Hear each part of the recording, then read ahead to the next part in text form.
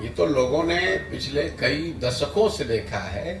जब भी चुनाव आता है, रामलला की मंदिर बने, इसमें तो कोई दिक्कत नहीं। गांव गांव में मंदिर बना हुआ है।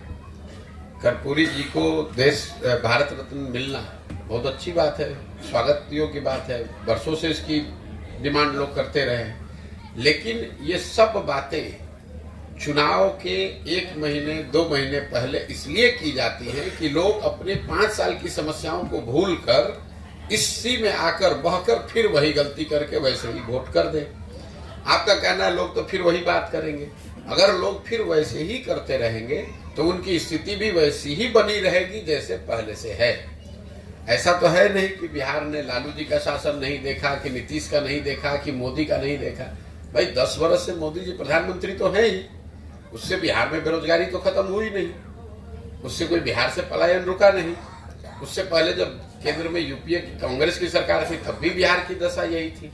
हम लोग तो इस अभियान में रोज ये बात कह रहे हैं कि ये बात ही बेमानी है कि किसने बिहार का भला किया, किसकी वजह से बिहार का नुकसान हुआ। हम तो बिल्कुल उल्टी बात कह रहे हैं। हम ये कह रहे हैं कि जितने भी दल और नेता बिहार में रहे हैं, उन्होंने जो काम किया या करने का दावा कर रहे हैं, उस सब बात को आप सही मान लीजिए। मान लीजिए कि 40 साल के अपने शासन काल में कांग्रेस ने यहाँ काम किया। ये भी मान लीजिए कि 15 साल लालू जी के राज में बिहार में जो गरीब वंचित पिछड़ा था उसको आवाज मिल गई। यही तो दावा कर रहे हैं, मान लीजिए इस बात को। ये भी मान लिया जाए कि भाई नीतीश कुमार भाजपा के राज में यहाँ पर सड़क बिजली में कुछ सुधार हो गया।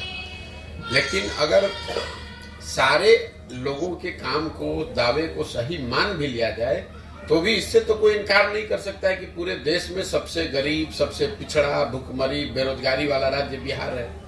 तो बिहार की जनता को, आपको, हमको ये सोचना है कि भाई देश आगे बढ़े, तेजी से बढ़े, धीरे बढ़े, वो तो एक कहानी है, लेकिन बिहार तो जहाँ था वही है। आपके बच्चे 20 वर्ष पहले भी जा रहे थे मजदूरी करने, 20 वर्ष पहले वो पंजाब और हरियाणा जा रहे थे, आजकल वो तमिलनाडु और तेलंगाना में जा रहे हैं, गुजरात में जा रहे हैं नौकरी करने। फर्क इतना ही पड़ा है। बिहार से जाने वालों की संख्या तो उतनी ही है। बिहार के लोगों को रोजगार नहीं है, ये तो 20 वर्ष पहले भी सत्य था, आज भी सत्य है। तो जब तक लोग इस बात को समझकर अलग तरीके से अपने बच्चों के लिए वोट नहीं करें, पूरे पदयात्रा का एक ही मंत्र सिखाया जा रहा है कि एक बार जीवन में आपने जाति पर वोट कर लिया, आपने विचारधारा पर वोट कर लिया, आपने नेताओं के लिए वोट कर लिया, आपने स्लोगन्स के लिए वोट कर दिया। एक बार जीवन में आप अपने बच्चों के पढ़ाई और रोजगार के लिए वोट कीजिए। यही बात तो पूरी पदयात्रा का उद्देश्य है। ये आपने राजनीतिक विकल्प की बात कही है, वो जो दल है या जो भी पार्टियां हैं, क्या जनसुराज ये विकल्प ये तैयार कर रहे हैं क्या? बिल्कुल भाई, ये तो मैंने आपको बताया, पदयात्रा का उद्देश्य ही है कि बिहार लोग, ऐसा नहीं है कि लोग इस राजनीतिक संगठन के, देखिए जो बात हम और आप कर रहे हैं, ऐसा नहीं कि लोगों को बिल्कुल उसकी समझ नहीं है, लेकिन फिर लोगों का ये कहना होता है कि भैया हम लोग वोट किसको दें। यहाँ तो 2 ही दल है, दोनों को हम लोग देख चुके हैं, दोनों यही काम करता है। कोई कर्पूरी, कोई जात के राजनीति कर रहा है, कोई धर्म की राजनीति कर रहा है, कोई मंदिर के नाम पर वोट मांग रहा है, कोई रिजर्वेशन आरक्षण के नाम पर वोट मांग रहा है। मैंने जो बताया कि मजबूरी में लालू के डर से भाजपा और भाजपा के डर से लालू को वोट न देना पड़े, उसके लिए आपको नया विकल्प बनाना पड़ेगा। तो जन स्वराज का एक उद्देश्य वही है कि बिहार के लोग जो चाहते हैं कि नया दल बने, वो सब लोग मिलकर दल बनाए, उनकी हम बनाने में मदद कर रहे हैं। क्या होगा, जनसुराज ही रहेगा या अब क्या रहेगा, ये तो जब पदयात्रा खत्म होगी दल निश्चित बनेगा। दल का नाम क्या होगा, उसका स्वरूप क्या होगा, उसका संविधान क्या होगा, उसका नेता कौन होगा, उसका झंडा क्या होगा, ये बात तो जो लोग मिलकर बनाएंगे वो तय कर लेंगे कि इसका नाम जनसुराज रहेगा कि कुछ दूसरा रहेगा, इसका संविधान कैसे बनेगा, इसका नेता कौन होगा, इसको चलाया बनाया कैसे जाएगा। जो लोग मिलकर बनाएंगे वो इतनी अपनी समझ से उसको ठीक करेंगे। उसमें प्रशांत जी, जो जनसुराज यात्रा है, प्रशांत जी का 2 चेहरा लोग देखते हैं। एक वो प्रशांत किशोर जो चुनावी रणनीतिकार है, जो किसी पार्टी के लिए रणनीति बनाते हैं, उनको जितवाते हैं, और एक प्रशांत किशोर है जो जनसुराज के नाम से पद यात्रा कर रहे हैं। सवाल आप पर भी उठता है, जिस बिहार में अब लगातार बिहार के सरकार या लालू जी तमाम उनके बच्चों पर भी हमला करते हैं कि 9वीं पास, लेकिन आपके हमले में ज़्यादातर तेजस्वी होते हैं या उसकी व्यवस्था होती है। लेकिन एक कहा जाता है कि आपके बारे में कि सॉफ्ट कॉर्नर रखते हैं नरेंद्र मोदी के लिए या भाजपा के प्रति, उनकी डिग्री पर कभी कोई चर्चा आप नहीं करते। तो एक नहीं, थोड़ा सा सवाल पूरा कर लीजिएगा। तो प्रशांत किशोर क्या विकल्प देंगे? एक तरफ यहाँ आप यात्रा कर रहे हैं, दूसरी तरफ कहा जा रहा है कि आंध्र प्रदेश में या कहीं फिर से आप चुनावी रणनीतिकार के रूप में भी जा रहे हैं। तो दो चेहरे लेके चल रहे हैं, किस प्रशांत किशोर को लोग एक्सेप्ट ज्यादा करें? जनसुराज वाले प्रशांत किशोर को या चुनावी रणनीतिकार प्रशांत किशोर को, जो बिहार में ही नीतीश लालू की सरकार बनाने में रणनीतिकार की भूमिका? मेरे भाई ऐसा है, आप खुद प्रश्न में ही कुछ मुझे ज्यादा कंफ्यूज दिखते हैं। हम 10 बरस तक जिसको जो शब्द प्रयोग आप कर रहे हैं चुनावी रणनीतिकार, वो काम हमने 10 बरस तक किया है और डंके की चोट पर किया है। पूरे देश में अपने काम, अपनी बुद्धि, अपने परिश्रम से अपना बिहार के लोगों का झंडा बुलंद किया है। हमारी पहचान ये नहीं है कि हम किसी के लड़के हैं, हमारी पहचान हमारा वही काम है।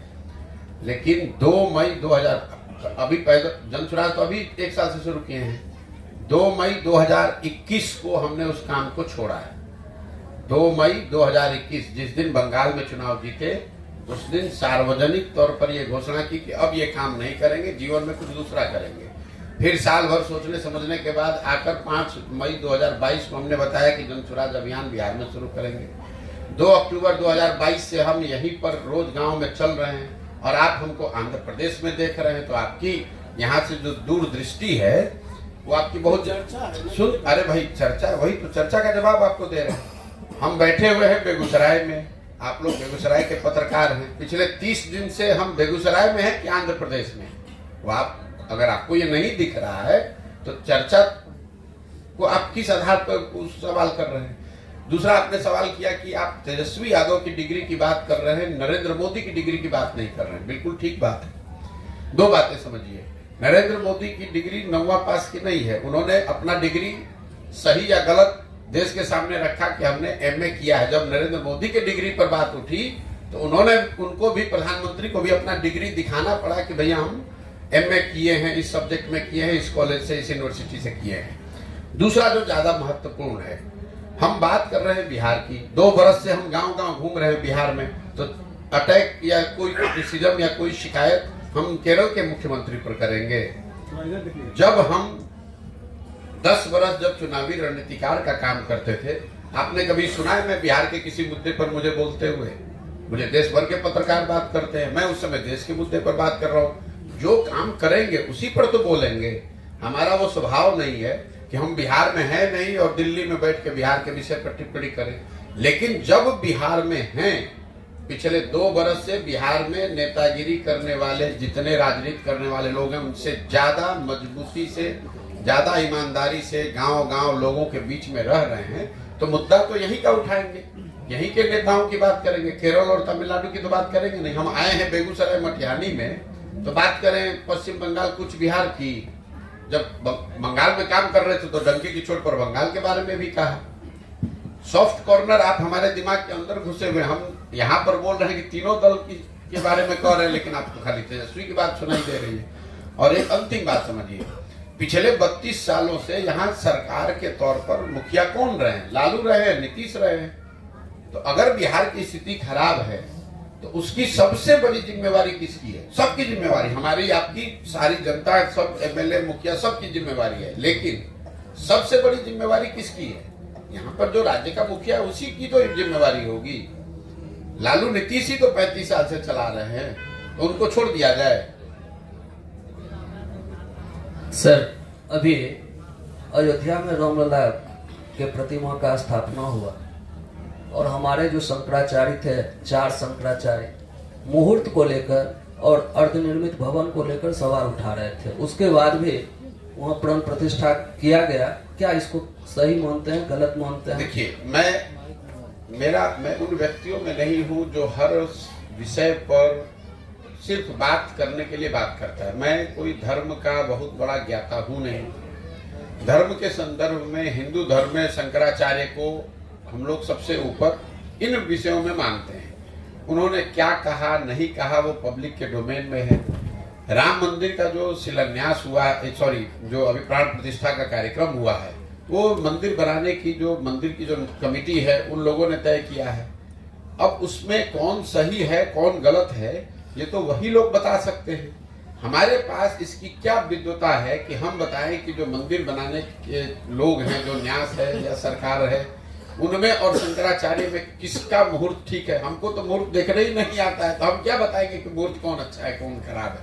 आप ये मानकर चलें कि भाई जिन लोगों ने मंदिर निर्माण में इतना बड़ा प्रयास किया है, जिनकी भागीदारी है, उन्होंने अगर उसकी प्राण प्रतिष्ठा के लिए कोई समय निश्चित किया होगा तो धार्मिक मान्यताओं को ध्यान में रखकर ही किया होगा। अगर उसमें किसी को शिकायत है, और वो भी शंकराचार्य की जो आप बात कह रहे हैं, तो शंकराचार्य लोग तो हम लोगों से बहुत बड़े लोग हैं। इस बात को वो समाज में रख सकते हैं और हिंदू समाज रख ही रहे जिनको रखना है, और हिंदू समाज को उसको तय करने दीजिए। हम उसमें हमारी कौन सी ऐसी विशेषज्ञता है कि हम बता दें कि दोनों में कौन सही है।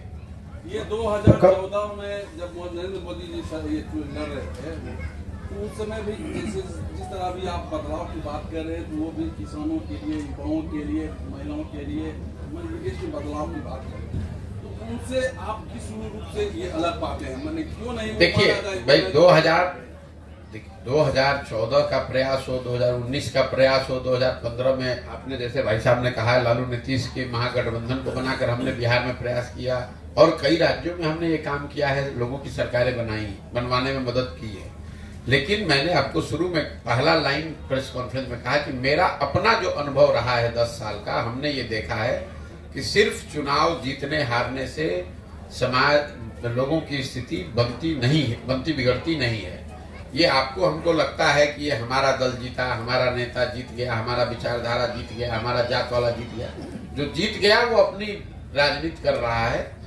मेरी अपनी समझ 10-15 बरस की अपनी राजनीतिक समझ ये रही है कि अगर आपको राजनीति में कोई आमूलचूल परिवर्तन लाना है तो आपको समाज के स्तर पर उतरकर लंबे प्रयास करने के लिए तैयार होना पड़ेगा। इसीलिए ये जो पूरी जो परिकल्पना है वो गांधी की उस सोच से प्रेरित है, जिसमें गांधी ने कहा कि आजादी की लड़ाई लड़ने से पहले आपको स्वयं साक्षर बनना होगा, स्वावलंबी बनना होगा, सत्य को धारण करना होगा, अहिंसा को मानना होगा। तो जब तक उन चीजों को समाज में आप स्थापित नहीं करेंगे तब तक आप कोई बहुत बड़ा परिवर्तन या बहुत बड़ी परिवर्तन की बात नहीं सोच सकते हैं। मतलब घड़ा बनने से पहले मिट्टी को गूंदना और उसको तैयार करना, जब तक अच्छी मिट्टी तैयार नहीं होगी तब तक घड़ा नहीं बन सकता है। अगर मिट्टी ठीक नहीं है, उसको जोड़ तोड़ कर इस तरह घड़ा बना भी दिया जाए। आप बिहार में अभी क्या होगा छोड़ दीजिए, 2015 में तो हम बिहार पूरा जीते हुए थे महागठबंधन के साथ। 7 निश्चय का कार्यक्रम भी हमने बनवाया, बिहार विकास मिशन की स्थापना भी करवाई, लेकिन उससे बिहार में कोई आमूलचूल परिवर्तन तो हुआ नहीं। तो उन सब चीजों से सीखने के बाद ही तो ये आकर ये प्रयास कर रहे हैं कि उससे नहीं उस तरह का परिवर्तन दिखा।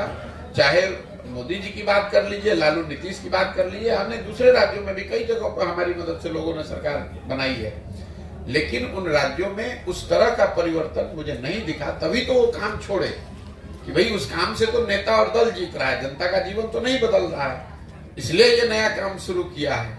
तो भाई साहब को लग रहा है कि वही काम अभी तो आप कर रहे हैं, जनता में जो चर्चा है वही काम नहीं कर रहे हैं। उस काम से जो सीखा देखा कि उस काम में बहुत ज्यादा, देश में सबसे ज्यादा सफल होने के बाद भी जनता का जीवन नहीं बदल पा रहे हैं, तो जो विद्वता समझ भगवान ने दी है उसका उपयोग करके अब प्रयास कर रहे हैं कि समाज के जरिए इसको सुधार के देखा जाए।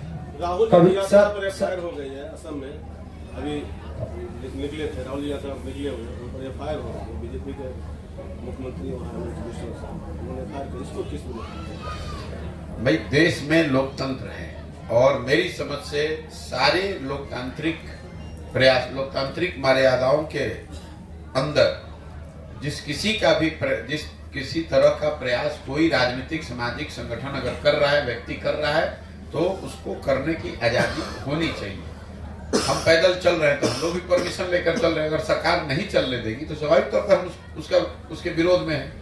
तो अगर हमको कोई यहाँ रोकेगा तो हम विरोध कर रहे हैं, तो राहुल जी को भी कोई रोक रहा है तो उसका विरोध होना चाहिए। गलत है भाई, आप कोई मारपीट कर नहीं रहे हैं, हम किसी का नुकसान कर नहीं रहे हैं, और संविधान ये इजाजत देता है हर व्यक्ति को, हर समूह को, कि वो जाकर अपनी बात समाज में रखे शांतिपूर्ण तरीके से। जो कानून है, कानून की प्रक्रियाओं को फॉलो करते हुए। हम यहाँ आए हैं, कैंप लगाए हैं, तो इसका परमिशन लिया होगा। रास्ते में चलेंगे, उसका परमिशन लिए है। अगर बिना परमिशन के चलेंगे तब ना हम पर कोई FIR कीजिएगा। लेकिन सरकार अगर परमिशन भी न दे और FIR भी कर दे, न करने दे, तो लोकतंत्र की जो मूल भावना है उसके विपरीत है। इसके लिए उसका विरोध होना चाहिए। सर, कभी आप नीतीश जी के साथी थे, आज उन्हीं का विरोध कर रहे हैं। मैं नीतीश जी का नहीं विरोध कर रहा हूँ। इस पूरे अभियान में हम लालू, नीतीश, मोदी किसी का विरोध नहीं कर रहे हैं। हम बिहार की बेहतरी की बात कर रहे हैं। हम ये कह रहे हैं कि इन सारे लोगों का साथ देकर आपने देख लिया, आपका और आपके बच्चों का जीवन नहीं सुधरा, तो ये नया रास्ता, ये जो तरीका है, इसको देखिए। इस तरीके से आपका जीवन शायद सुधर सकता है, आप गरीबी से निकल सकते हैं। जहां तक नीतीश कुमार की व्यक्तिगत बात है, तो व्यक्तिगत हमारे नीतीश कुमार से बहुत अच्छे संबंध रहे। इसी बिहार में कोई ऐसा नहीं दावा कर, हम तो नीतीश कुमार के साथ एक साथ घर में हम लोग रहते हैं, एक साथ घर में रहे हैं 1 बरस, कोई नहीं रहता है। लेकिन आप ये समझिए कि जिस नीतीश कुमार का हमने समर्थन किया था और जिस नीतीश कुमार का हम विरोध कर रहे हैं, दोनों नीतीश कुमार में जमीन आसमान का फर्क है। 2014-15 के नीतीश कुमार की छवि थी सुशासन की। उनके बारे में बिहार में जो उनका विरोधी था वो भी कहता था, भाई कुछ भी कहिए, भ्रष्टाचार ही नहीं है, बिहार में कुछ सुधार करने का प्रयास कर रहे हैं। गति उसकी ठीक है नहीं है, मायने उसके ठीक है नहीं, वो अलग बात है। लेकिन हर आदमी, ये तो ज्यादातर आदमी ये बिहार में मानते थे कि नीतीश कुमार जी बिहार में प्रशासनिक तौर पर, राजनीतिक तौर पर सुधार की कोशिश कर रहे हैं। उस नीतीश कुमार की मदद की गई थी। आज तो नीतीश कुमार के बारे में गांव लोग यही कह रहे हैं कि ये आदमी कुर्सी के लिए कुछ भी करने को तैयार है। इस नीतीश कुमार का विरोध कर रहे हैं। जिस नीतीश कुमार का समर्थन किया था 2014-15 में, उनके पास जनता का दिया हुआ बहुमत था। उनके पास 117 विधायक जीते हुए थे।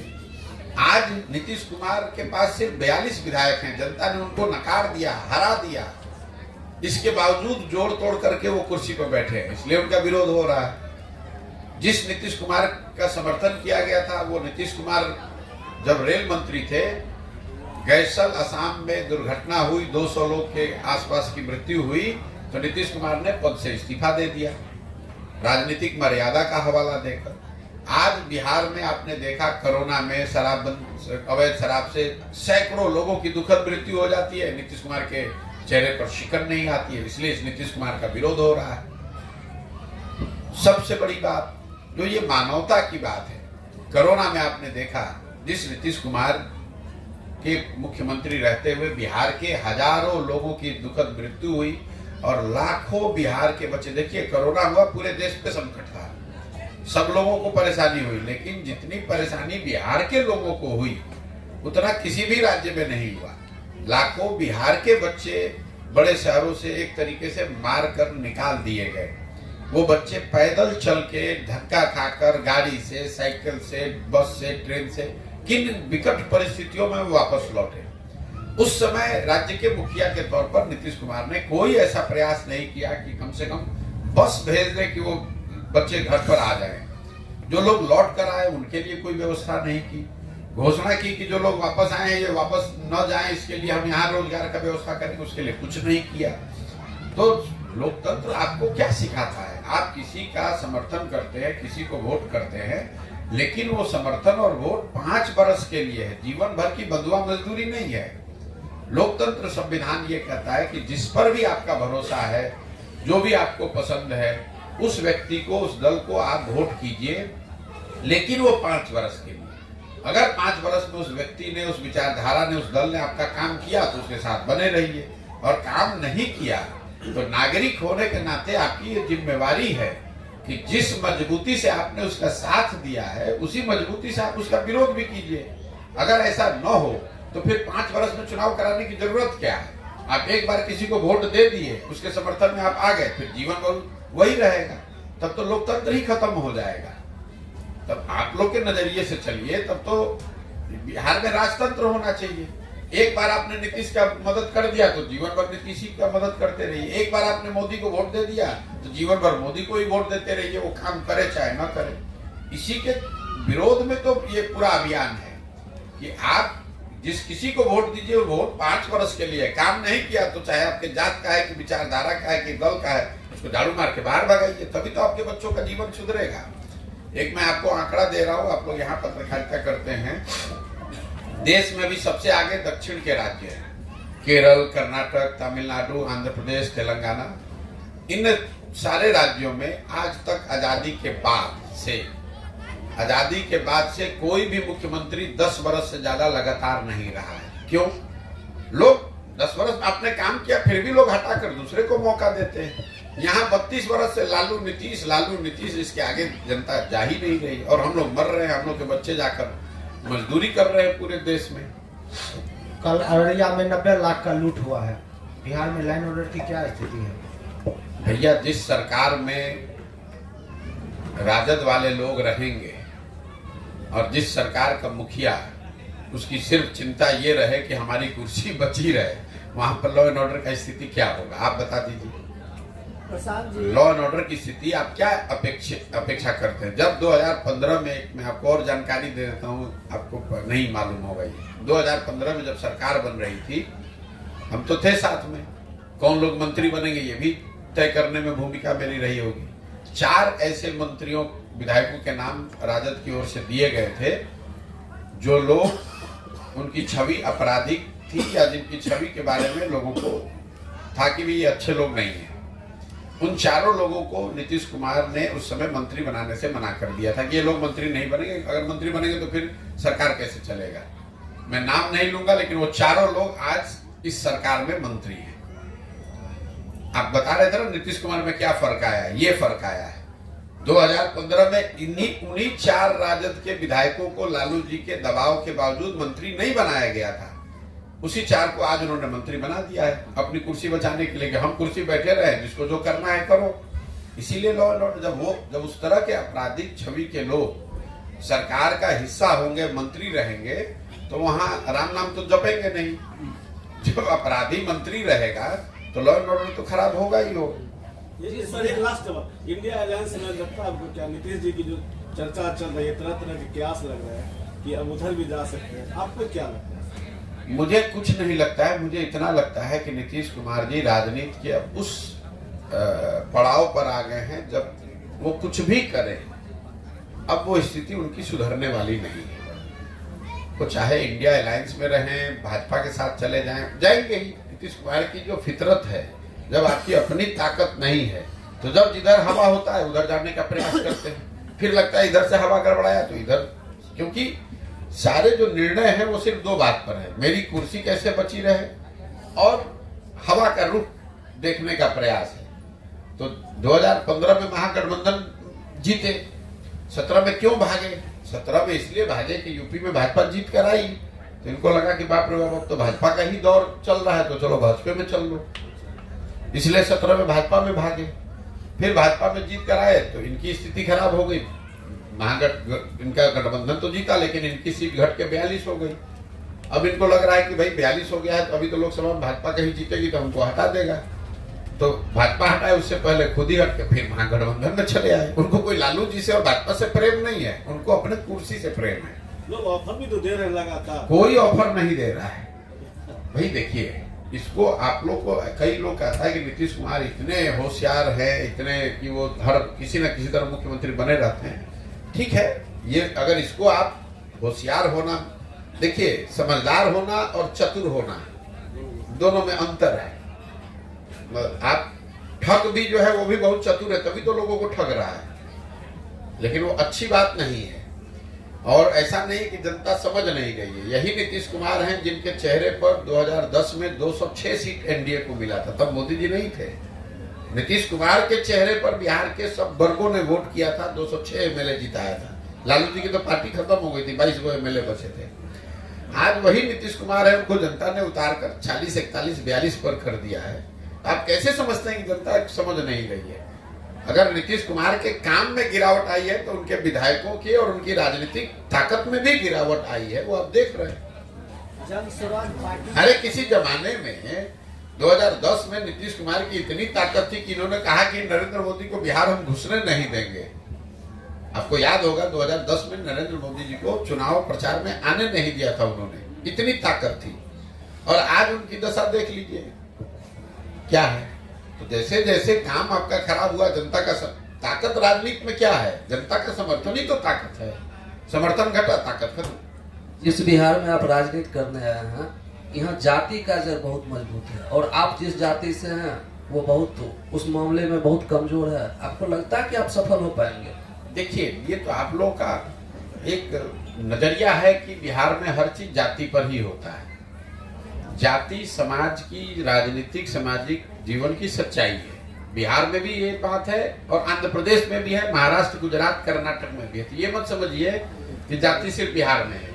इतना ही जाति का महत्व गुजरात में भी है, इतना ही जाति का महत्व कर्नाटक, आंध्र प्रदेश में भी है।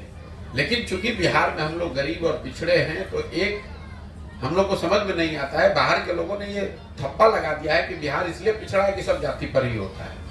मैं आपको 2 एग्जाम्पल देता हूँ, उदाहरण दे रहा हूँ, आप उसको समझिए। बिहार में जितने लोग सांसद हैं भाजपा के या एनडीए के, वो सब लोग बताएंगे, पत्रकार लोग भी बताएंगे कि वो वोट सांसदों को नहीं पड़ा, वोट पड़ा मोदी जी को। ठीक है, तो मोदी जी के नाम पर हजारों लाखों लोग वोट बिहार में दे रहे हैं भाजपा को, एनडीए गठबंधन को। आप जरा मुझे ये बता दीजिए सोच के कि मोदी जी के जाति के कितने लोग बिहार में रहते हैं?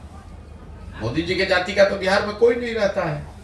तो मोदी जी को वोट कौन दे रहा है? आप ही दोनों बात कह रहे हैं कि हर आदमी जाति पर दे रहा है। और अगर हर आदमी जाति पर दे रहा है तो मोदी जी को तो 0 वोट मिलना चाहिए था। उनके जाति का यहाँ कोई नहीं रहता है। तो आप कहिए कि ना वो तो धर्म के नाम पर दे रहा है। अरे भाई, जाति पर नहीं दे रहा है ना। मैं आपको दूसरा उदाहरण दे देता हूँ। यहाँ करीब 18% मुसलमान रहते हैं। वो सारे लोग, ज्यादातर मुसलमान वोट देते हैं लालू जी को, लालटेन को। वो तो लालू जी के जाति के नहीं है। वो क्यों दे रहे हैं? वो दे रहे हैं क्योंकि वो भाजपा से डरते हैं, भाजपा को नहीं दे सकते, इसलिए लालटेन को दे रहे हैं। इसी तरह समाज का एक बहुत बड़ा वर्ग है जो भाजपा को इसलिए वोट देता है कि वो लालू जी को वोट नहीं दे सकता है, इसलिए उनको वोट देता है। तो 50% तो हमने आपको सामने गिना दिया जिसका जाति से कोई लेना देना नहीं। सिर्फ जाति के आधार पर वोट नहीं होता है, जाति भी एक आधार है। जाति के आधार पर वोट है, धर्म के आधार पर वोट है, लालू जी के डर से भाजपा को वोट है, भाजपा के डर से लालू को वोट है। मूलतः ये 4 बिंदु हैं। इसके अलावा भी और स्थानीय मुद्दे हैं लोगों। अगर ये मुद्दा नहीं होता तो लोग लोकसभा में और विधानसभा में अलग अलग वोट कैसे कर देते? जातियों की संख्या तो बराबर ही है भाई। लोकसभा में वही जाति समूह दूसरे तरीके से वोट करता है, विधानसभा में दूसरे तरीके से वोट करता है, क्योंकि मुखिया का चुनाव होता है तो अलग तरीके से वोट करता है। और जाति पर अगर वोट सब पड़ रहा है, आप ऐसा भी मान लीजिए, तो आप जरा देख लीजिए कि पिछली बार 90% वार्ड सदस्य चुनाव हारे हैं, 80% मुखिया चुनाव हारा है। तो क्या उनके जातियों के लोग उनका गांव पंचायत छोड़कर चले गए?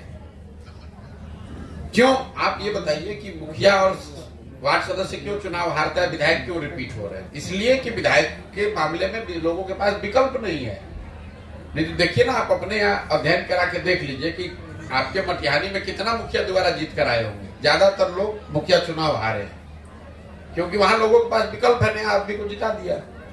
विधानसभा के स्तर पे, लोकसभा के स्तर के पर लोगों के पास विकल्प ही नहीं है। तो आप ये तो सामने दिख रहा है कि लोग विकल्प चाहते हैं, इन दोनों से बाहर निकलना चाहते हैं, लेकिन वो विकल्प दिखेगा तभी तो जाएगा कहीं। कोई मुखिया जी फायर नहीं है, सारे मुखिया जी हमारे साथ चल रहे हैं। और जो जिला अध्यक्ष है मुखिया जी के, उनका भी आपने देखा होगा 2 दिन पहले आकर फोटो खिंचा कर गए हमारे साथ। और हम तो बयान भी दिए हैं? नहीं, हमारे खिलाफ बयान नहीं दिए, ना हम मुखिया के खिलाफ बयान दे रहे हैं। हम लोगों को ये बता रहे हैं कि जड़ को देखिए। हम लोग जब गांव में जाते हैं, लोग बताते हैं कि भैया मुखिया जी बड़ा चोरी कर रहे हैं। ठीक है, मैं लोगों को ये बता रहा हूं कि मुखिया को चोर कहने का कोई फायदा नहीं है, क्योंकि मुखिया का जब चुनाव हुआ तो 500 रुपया लेकर वोट तो आप ही ने दिया। तो अगर आप 500 रुपया लेकर मुर्गा भात खाकर वोट दीजिएगा तो जो मुखिया चुनकर आएगा, जो विधायक चुनकर आएगा, वो स्वाभाविक तौर पर चोरी करेगा। अब मुखिया को चोर कहाँ बता रहे हैं? हम आप जो गलती कर रहे हैं उसके बारे में बात कर रहे हैं कि हम अगर 500 रुपया लेकर वोट देंगे तो हमारा प्रतिनिधि ईमानदार कैसे होगा, ये बात बता रहे हैं। ममता बनर्जी ने ऐलान कर दिया है कि वो अकेले चुनाव लड़ेंगे। तो लड़े तो हम उसमें क्या कर सकते। इंडी गठबंधन का क्या मतलब रह गया? अरे भाई हम तो पिछले 6-8 महीने से कह रहे हैं कि जिसको आप लोग इंडी गठबंधन, इंडिया गठबंधन जो भी कहते हैं, उस गठबंधन में जितने लोग बैठते हैं, जिसको आप लोग बड़ा नेता जानते हैं, ममता बनर्जी, अरविंद केजरीवाल, स्टालिन, उद्धव ठाकरे, जितने मुख्यमंत्री उसमें बैठते हैं, उन सब के मुख्यमंत्री बनने के अभियान को हमने चलाया है, हमने उनकी मदद की है, जीतने में कंधा लगाया। इसके बावजूद हम हमेशा से कह रहे हैं कि उसमें कुछ नहीं होने वाला है। वो सब अलग अलग अपना अपना क्षेत्र बचाने में लोग लगे हुए, कोई उसमें एकरूपता नहीं है, कोई नैरेटिव नहीं है, कोई उसमें एक दूसरे की मदद का प्रावधान नहीं है, कुछ नहीं होने वाला उससे। आप बिहार का गठबंधन हो गया, आप बंगाल की बात कर रहे हैं, बिहार में गठबंधन हो गया, कोई जरा बताए कि बिहार में गठबंधन हो गया तो बिहार में ही तो भाई एनडीए का नहीं हुआ है। एनडीए में तो एक ही दल, एक ही नेता की बात है, एनडीए में रह क्या गया। अब आप जरा बताइए ना, जो भी है सब चीज एक ही आदमी नरेंद्र मोदी, उन्हीं के नाम पर चुनाव है, उन्हीं जो कह दिया वही तय हो जाएगा। लेकिन जो उनके सामने जिस इंडिया गठबंधन की परिकल्पना की गई, जिसकी पहली बैठक बिहार पटना में हुई, तो सबसे पहले तो बिहार का सीट बंटवारा घोषित होना चाहिए। आज तक बिहार का हुआ घोषित?